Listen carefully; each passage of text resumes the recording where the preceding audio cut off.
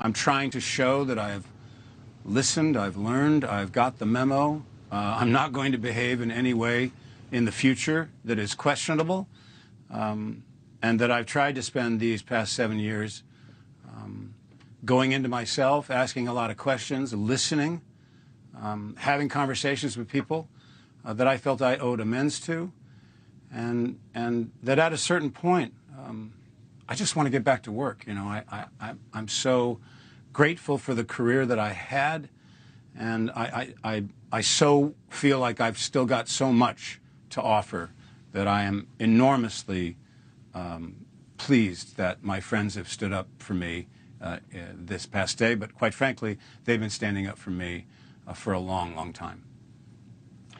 The basic contention is, no, it's just too much.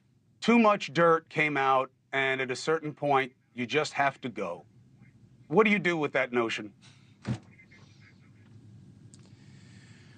Well, I think, first of all, that we live in a country that embraces and believes in due process and believes in the rule of law and fairness. And I think that we have to be cautious and look back and say, look, there was some tremendously important and valuable things and an impact happened with the Me Too movement that was, it was time and it was right. And however, as these sort of pendulums swing from one side to the other, as you well know, I think it swung very, very far in the direction of unfairness and not allowing people, and I'm not just talking about myself, but a whole lot of people. I mean, I know you had your own issues, and I'm glad to see that you've been offered a path back. But we have to also be careful to make sure that the pendulum now doesn't swing so far in the other direction, even though I and a lot of other people believe it's moving in the right direction, because we have to be conscious that the Me Too movement was an important one and a valued one. There's a difference with you, though, among many of these. You went to trial. They were assessed, a lot of these claims were assessed by prosecutors in America and in the UK. Some were dealt with civilly, and others may still be dealt with civilly. But in terms of what was worthy of real cancellation, which is criminal assessment, you won. But for people, that's not enough. So how do you believe you get to a better place? There's no book, there are no rules. What's your best sense about, I hear you saying, I've worked on myself. I'm not who I was then. What's your best sense of what you need to present to get back in or uncanceled, as your friends say?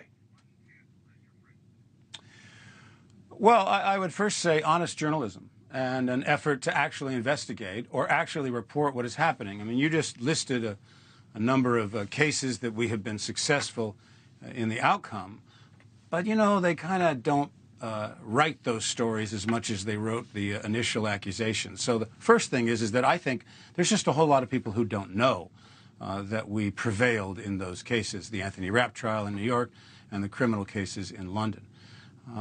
And so I believe that, look, I have to, and I've been doing it every single day, I have to work very hard on rebuilding the trust that some may have lost in me.